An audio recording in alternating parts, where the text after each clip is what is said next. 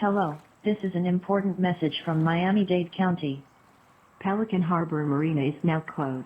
We will notify when it reopens. Thank you for your patience.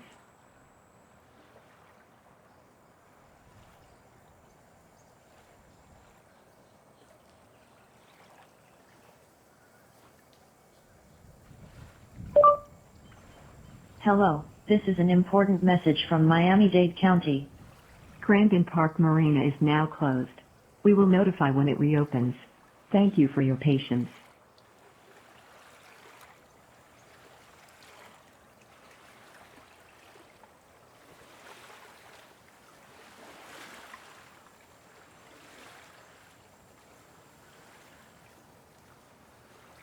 It's so interesting when people are like, when do you think Miami will be underwater? Because in my head, I'm thinking, okay, the city is going to be under feet of water, it's unlivable, but it doesn't take that much for a city to technically be underwater or a city to be unlivable.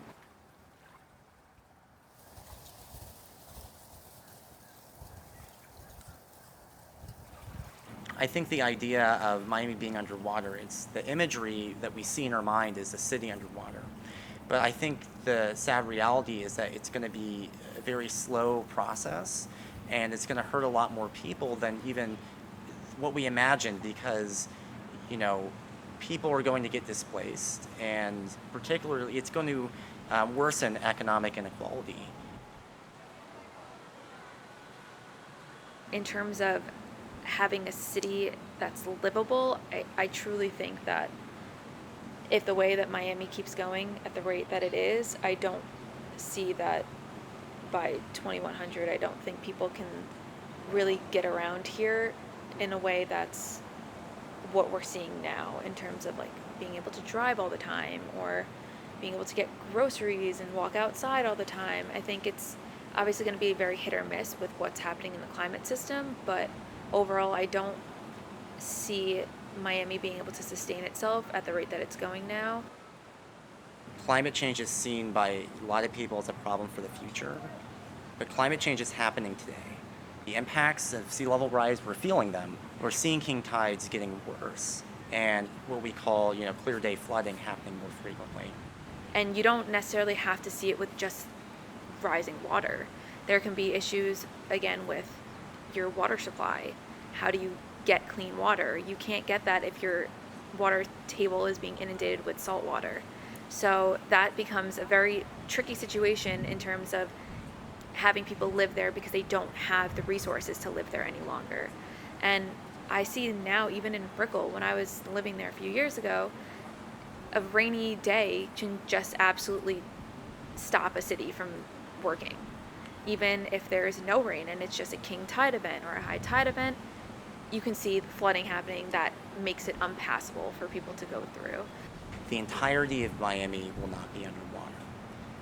However, the areas that are going to see inundation and underwater are going to be primarily along the coast.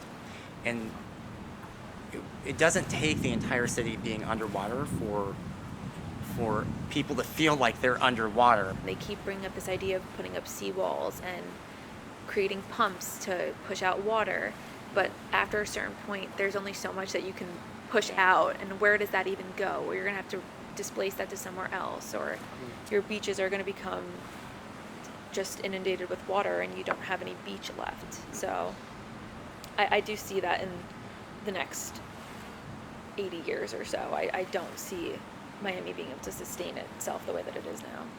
Putting dates on it, it's hard, to know exactly what's your definition of underwater. If half of Miami Beach is underwater, is Miami underwater?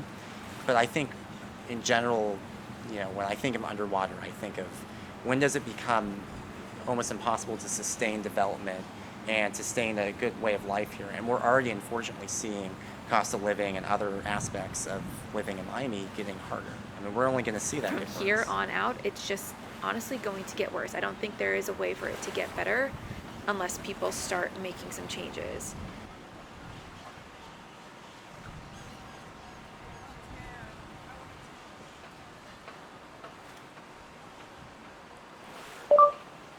This is a test message sent by the University of Miami Emergency Notification Network. This test is required by law and assists the university in evaluating the performance of multiple emergency communication methods. Please go to miami.ecu/ENN Just for only more thinking a few years at a information about the time. We have to be Emergency thinking Notification Network. centuries at a time. This is only a test. I think that those who have lived in Miami for a really long time have seen kind of what the climate system is doing over their time that they've been living here. They have noticed that on clear days they will still have flooding.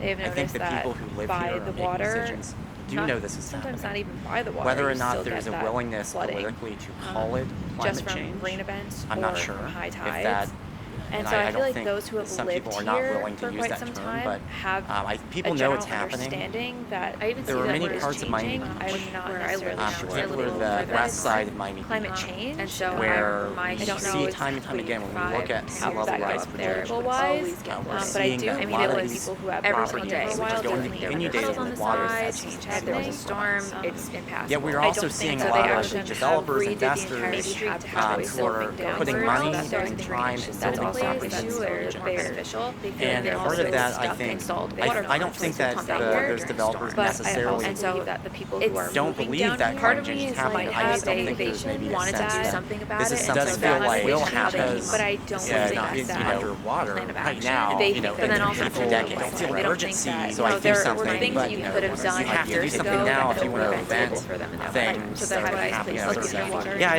it's but frustrating. just Localized, in frustrating. general with I climate feel like change. What we're seeing is as Earth's And climate how they're takes just over building to live in houses Miami that weather, live in. also see I think that we're going to see hurricanes. It's What's going to end up happening is that or we're the already city seeing itself, climate just change. because it's giving people people who are living along the idea coast that, and a lot of okay, these, it's safe to build some here, higher it's safe to income live here, Miami's but condominiums if are you very don't lucky. research, You're going to see migration of people away from those areas. We haven't really had people think widespread hurricane impact unstable to think as much about This is a that. test What that message does is sent going to by the put pressure. University It's of really going to Miami give a lot of Emergency ads. It does in general the city. This test It's is going to put required pressure by law on and causes assists the don't have the university same. in And also evaluating the like performance of multiple then suddenly you have areas that emergency don't communication kind of methods. devastation by Please go to miami.ecu/ENN for more information about the Emergency Notification Network. This is only a test message from Miami-Dade County. This is a test message sent by the University of Miami Emergency Notification Network. This test is required by law and assists the university in evaluating the performance of multiple emergency communication methods. This is an important message from Miami.ecu/ENN for more information about the Emergency Notification Network. This is only There's so much benefit of those podcasts. this is a test method sent by the University of Miami Emergency Notification Network. Everything. This I just share share University There's a willingness to accept that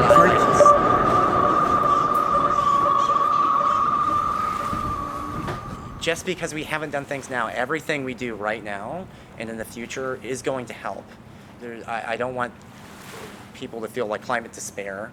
Like it is scary and it is going to happen and we need to prepare for it, but there are things we can do today that's going to mitigate these impacts. So it's not hopeless at all. Education in general, and I feel like a lot of what we do in terms of our outside curricular activities from our research is we do a lot of outreach. So we try to reach as many audiences as possible, specifically with the younger generation.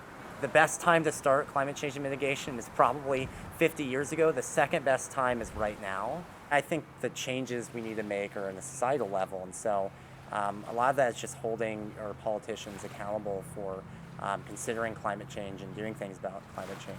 How do you reach people? I mean, I'm aware that people living their life don't come to a scientific conference and read the research on climate change.